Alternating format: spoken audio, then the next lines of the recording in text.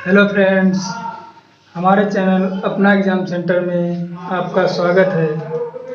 तो दोस्तों, आज हम लेकर आए हैं आपके लिए हिंदी कुछ महत्वपूर्ण तथ्य। आज हम बात करेंगे हिंदी की। सबसे पहले बात करते हैं भाषा। इसकी परिभाषा होती है एक भाषा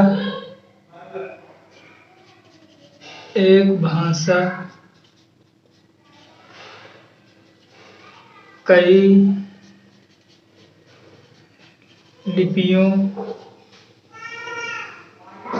में लिखी जा सकती है।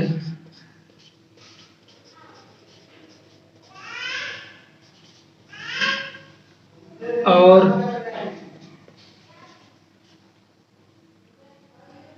दो या दो से अधिक भाषाओं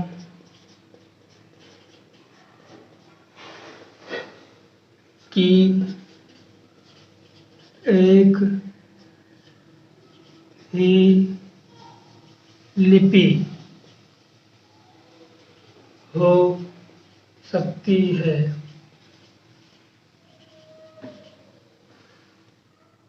भाषा संस्कृति का वाहन है और उसका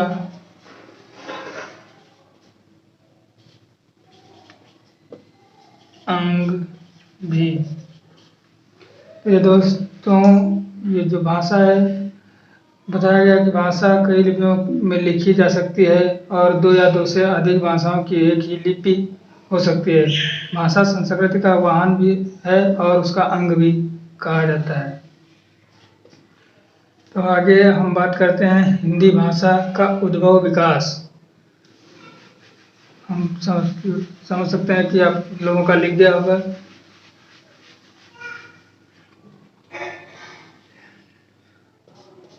हिंदी भाषा का उद्भव और विकास। हिंदी भाषा का उद्भव और विकास बात करेंगे अभी हम।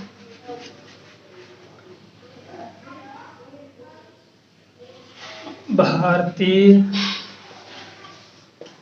आर्य भाषाएं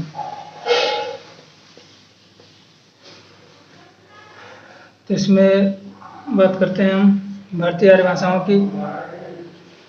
भारतीय आर्य भाषा समूह को काल क्रम की दृष्टि से निम्न भागों में बांटा गया है।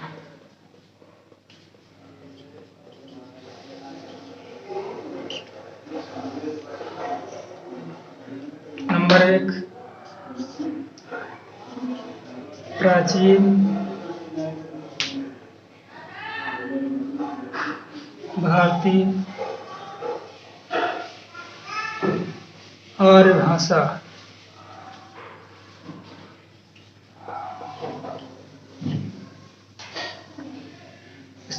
इसका कार्यकाल, प्राचीन आर्य भाषा का कार्यकाल 2000 ईसा पूर्व से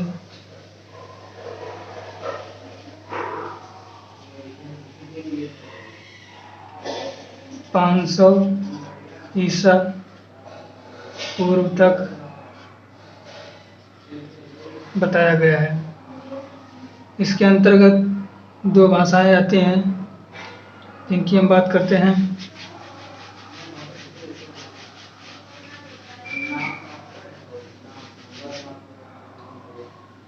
नंबर 1 वैदिक भाषा। इसका कार्यकाल 2000 ईसा पूर्व से 800 ईसा पूर्व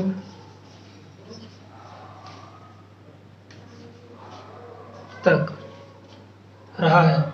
वैदिक भाषा का जो कार्यकाल है वो 2000 ईसा पूर्व से 800 ईसा पूर्व तक रहा है। अब नंबर दूसरा है लौकिक भाषा।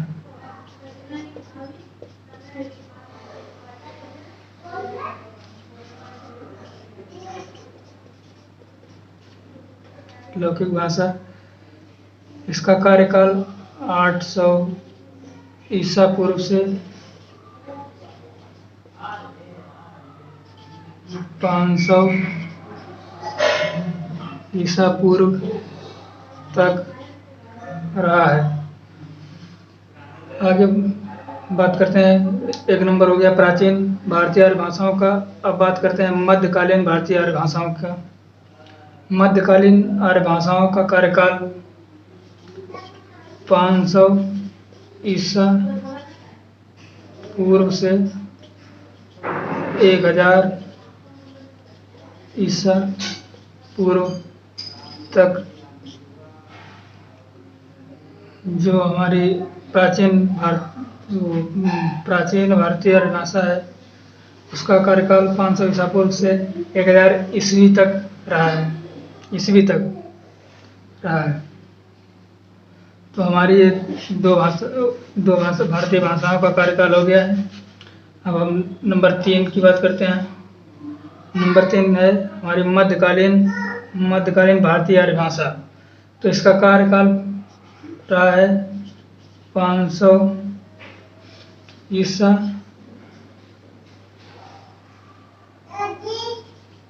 पूर्व से 1000 ईसा पूर्व तक। इसमें 3 भाषाएं आती हैं। दूसरा नंबर और पाली भाषा का कार्यकाल 500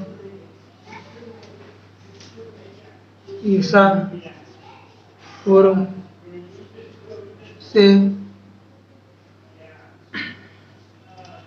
1 ईस्वी तक।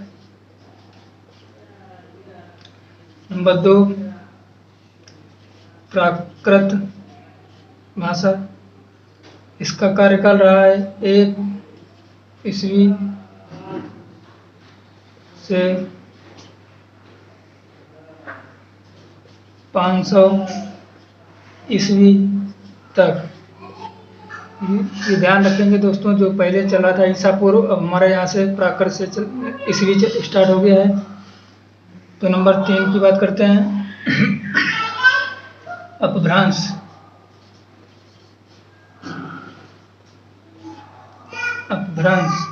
इसका कार्यकाल होता है 500 ईस्वी से 1000 ईस्वी तक। जो हमारी हो गई मध्यकालीन भारतीय आर्य भाषा। अब हम बात करते हैं आधुनिक भारतीय आर्य भाषा की।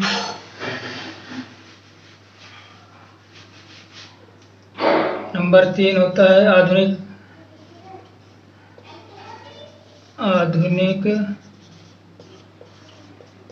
भारतीय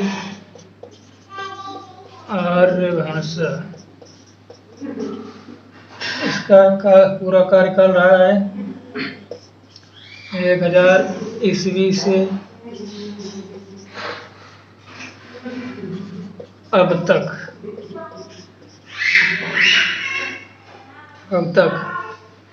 तो जो हमारे ये 3 आर्य भाषाएं हो गई। पहले नंबर में जो है प्राचीन भारतीय आर्य भाषा, दूसरा उसके अंदर दो भाषाएं आई वैदिक और लौकिक, उनके बारे में उनका हमने कार्यकाल बता दिया आप लोगों का। अब दूसरा आता है मध्यकालीन भारतीय आर्य भाषा। उसके अंदर 3 भाषाएं आती हैं, पाली, प्राकृत, अपभ्रंश। इनके कार्यकाल आप लोगों को लिखा दिया है हमने। अब नंबर 3 आती है आधुनिक भारतीय आर्य भाषा। इसका कार्यकाल 1000 ईस्वी से अब तक चल रहा है, यहाँ तक रहता है। तो आगे हम बात करते हैं अपभ्रंश।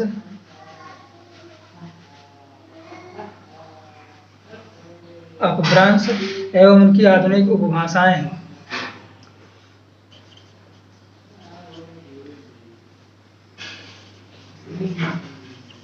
अपभ्रंश एवं उनकी आधुनिक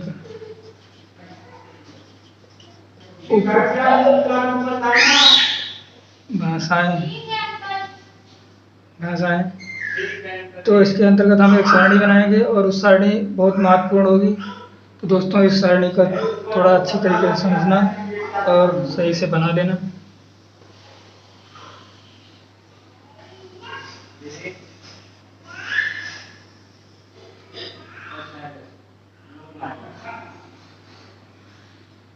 इधर लिखेंगे अपभ्रंश और इधर डालेंगे आधुनिक उपभाषाएं।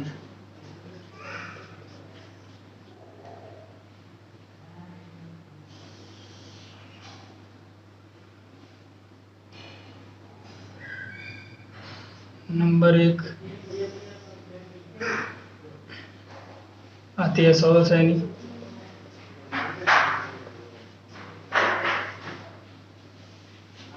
सौर सैनी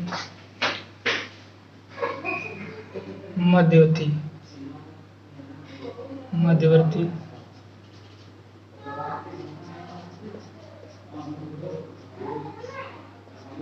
इसके अंतर्गत उपभाषाएं आती हैं। पश्चिमी हिंदी,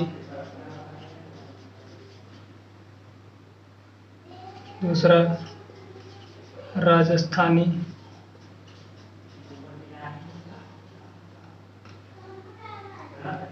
तीसरी आती है हमारी पहाड़ी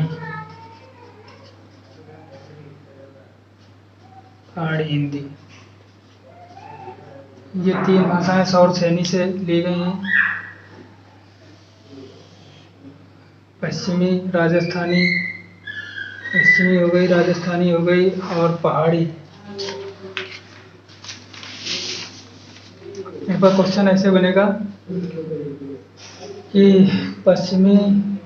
ये जो पश्चिमी हिंदी है, हिंदी का जन्म किस भाषा से हुआ है? तो हमारा क्वेश्चन आंसर होगा सौर सैनी भाषा से। तो अगली अपभ्रंश की बात करते हैं। अपभ्रंश भाषा की नंबर 2 वो हो गई आपकी मागधी।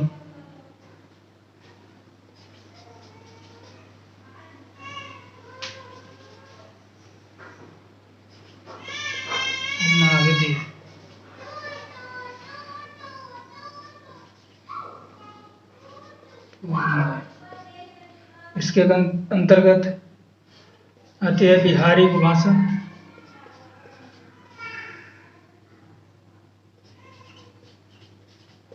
बिहारी हिंदी, इस पर भी क्वेश्चन बनेगा।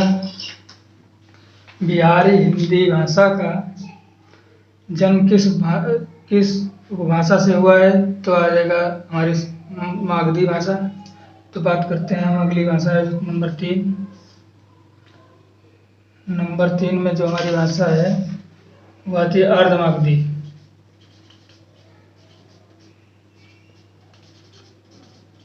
इसे हम खसबी बोलते हैं और मध्यवर्ती भी बोलते हैं। पूर्वी भाषा, तीनों भाषाओं से जानते हैं हम। इसके अंतर्गत हमारी भाषा आती है पूर्वी हिंदी।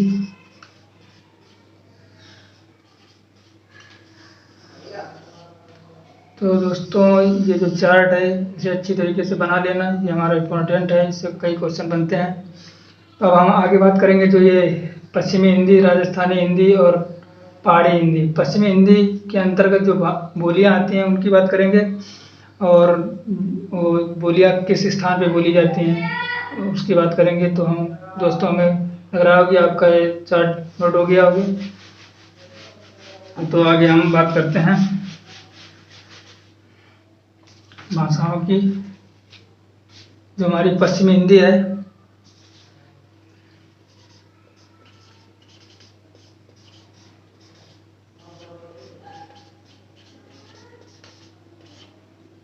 पश्चिमी हिंदी, तो इसके अंतर्गत हमारी जो बोली है, नंबर 1 खड़ी बोली। इसे हम कौरवी नाम से भी जानते हैं। हमारे क्वेश्चन में, पेपर में कई बार पूछा भी गया है। और ये जो खड़ी बोली है ये हमारे किस क्षेत्र में बोली जाती है, तो सबसे पहले हम नोट करते हैं दिल्ली, मेरठ, बिजनौर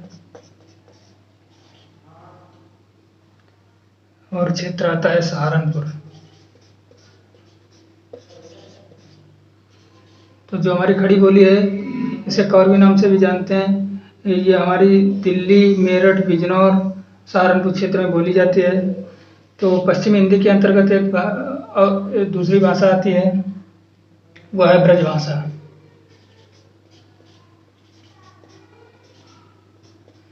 ब्रजभाषा, तो ये हमारी जो है, ये इसका क्षेत्र जो है मथुरा, आगरा, इन 2 जगहों पे बोली जाती है। आगे बात करते हैं हम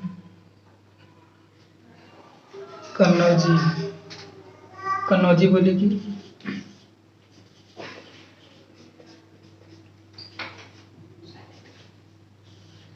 कन्नौजी बोली, यह बोली हमारे कन्नौज में बोली जाती है। कन्नौज में बोली जाती है। अब इसके अंतर्गत अगली भाषा आती है जो है पश्चिमी के अंतर्गत ही आएगी, नंबर 4। वह भाषा है हमारी, बोली है बुंदेली। बुंदेली इसके या क्षेत्रों में बोली जाती है। छतरपुर हो गया, मध्य प्रदेश हो गया, और अगला अपना उत्तर प्रदेश। तो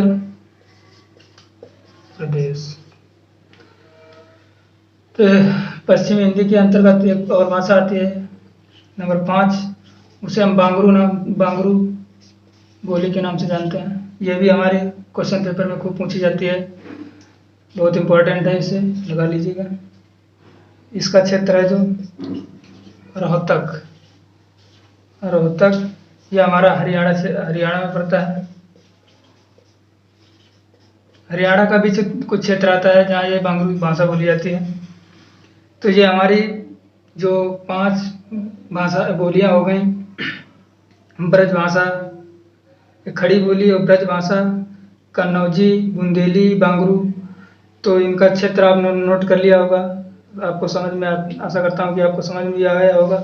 अगली जो हमारी वो उपभाषा है वो है राजस्थानी।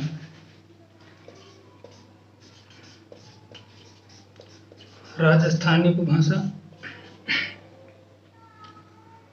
तो इसके राजस्थानी हिंदी भाषा, इसके अंतर्गत जो बोलियां हैं हमारी, उन्हें तो आप अच्छी तरह से जानते होंगे, क्योंकि राजस्थानी उसी क्षेत्र में पड़ती है, उसी तरीके की भाषाएं हैं। जैसे बात करते हैं जयपुरी, जयपुरी या जयपुर क्षेत्र में बोली जाती है। अब नंबर 2, निमाड़ी। निमाड़ी, इसका क्षेत्र आता है खांडवा। खांडवा यह हमारे मध्य प्रदेश में पड़ता है। नंबर 3 बात करते हैं, ये सभी जो राजस्थानी हिंदी है उसी के अंदर बोलियां आ रही हैं। नंबर 3 मालवी। इसका क्षेत्र जो है मालवा और उज्जैन।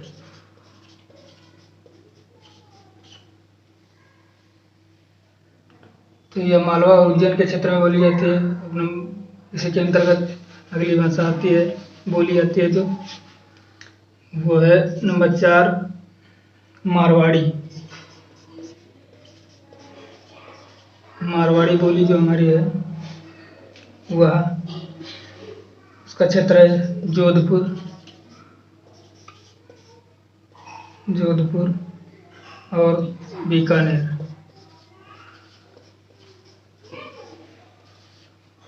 यह जो मारवाड़ी भाषा है हमारी, यह जोधपुर और बीकानेर के क्षेत्र में बोली जाती है।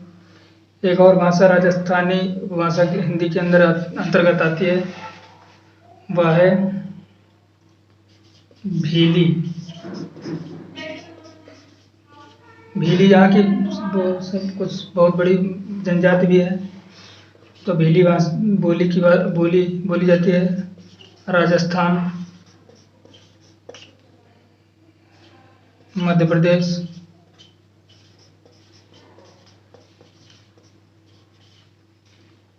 और गुजरात। गुजरात में भीली भाषा, कुछ भीली उपजातियाँ रहती हैं, वो बोलती हैं। तो अब बात हो गई हमारी राजस्थानी हिंदी की बोलियों की। अब आगे बात करते हैं पहाड़ी हिंदी।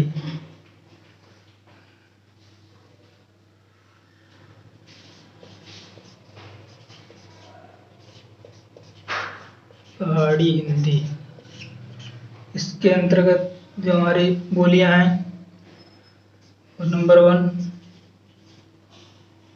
कुल्लुई। कुल्लुई बोली जाती है। इसका जो क्षेत्र है वो कुल्लू क्षेत्र है। कुल्लू और मनाली।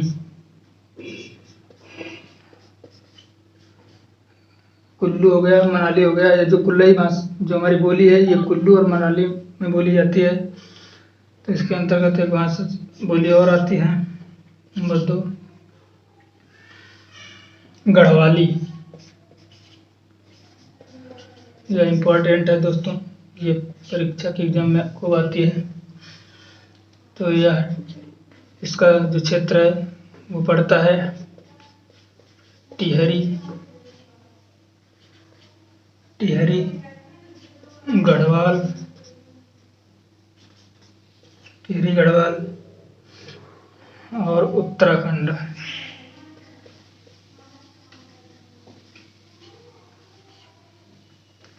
तो जो हमारी गढ़वाली बोली है उसका टिहरी गढ़वाल और उत्तराखंड में बोली जाती है।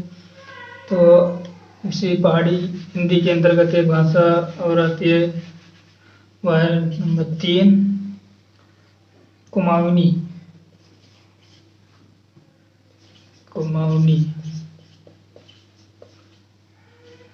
दोस्तों, ये भी एग्जाम में खूब पूछी जाती है, ये इम्पोर्टेंट रखा लेना, ये भी बहुत बार आ चुकी है। इसका जो क्षेत्र है हमारा अल्मोड़ा, नैनीताल।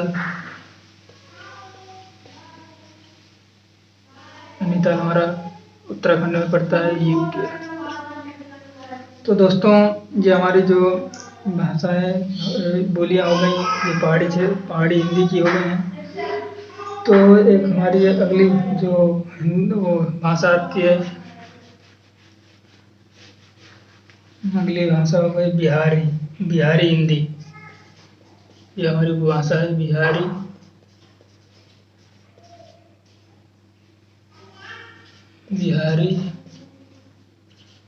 हिंदी। इसके अंतर्गत जो हमारी बोलियां आती हैं, सबसे पहले नंबर में है भोजपुरी।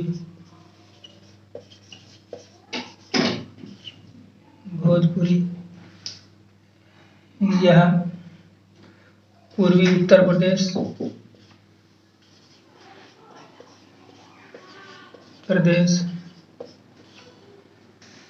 और कुछ क्षेत्र बिहार का भी आता है। तो यह जो भोजपुरी है, यह हमारे पूर्वी उत्तर प्रदेश और बिहार में बोली जाती है। इसी बिहारी हिंदी के अंतर्गत दूसरी बोली जाती है मगही।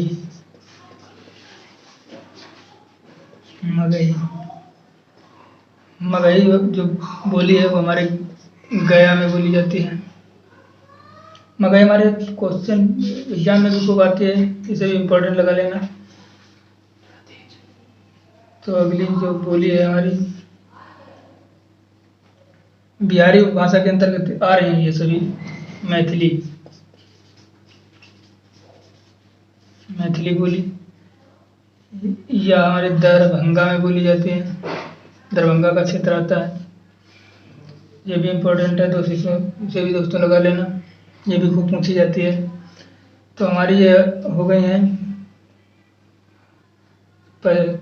लमसम पश्चिमी हिंदी हो गई है, राजस्थानी हिंदी उपभाषा हो गई है, पहाड़ी हिंदी उपभाषा हो गई है, बिहारी हिंदी उपभाषा हो गई है। अब हम बात करते हैं पूर्वी हिंदी उपभाषा की।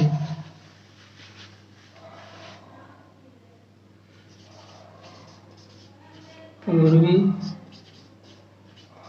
हिंदी उपभाषा की पूर्वी हिंदी उपभाषा के अंतर्गत जो बोलियां हैं वो आती हैं अवधी। अवधी लखनऊ क्षेत्र में बोली जाती है। जो अवधी भाषा है वो हमारे लखनऊ क्षेत्र में बोली जाती है। तो अगली जो बोली है बघेली। बघेली बोली का क्षेत्र है रीवा। रीवा जो हमारे मध्य प्रदेश में पड़ता है, एमपी में पड़ता है। और कुछ क्षेत्र इसमें यूपी में भी बोली जाती है। उत्तर प्रदेश में बघेली भाषा कुछ क्षेत्र में बोली जाती है। तो ये हमारी दो हो गई। अब नंबर तीन है छत्तीसगढ़ी। छत्तीसगढ़ी बोली यह हमारे रायपुर क्षेत्र में बोली जाती है। तो हमारी ये हो गई 5 6 2 3 4 5 उपबोलियों की जो उपभाषाओं की जो बोलियां हैं उनके क्षेत्र। तो दोस्तों ये हमारा इतना वीडियो था। आगे बात करते हैं। कल जो अगला हमारा वीडियो आएगा वो इम्पोर्टेंट होगा। तो दोस्तों अगर आपको ये हमारा वीडियो पसंद आए तो लाइक करिए, शेयर करिए और हमारे चैनल को सब्सक्राइब करिए। धन्यवाद। फिर अगले वीडियो में मिलते हैं।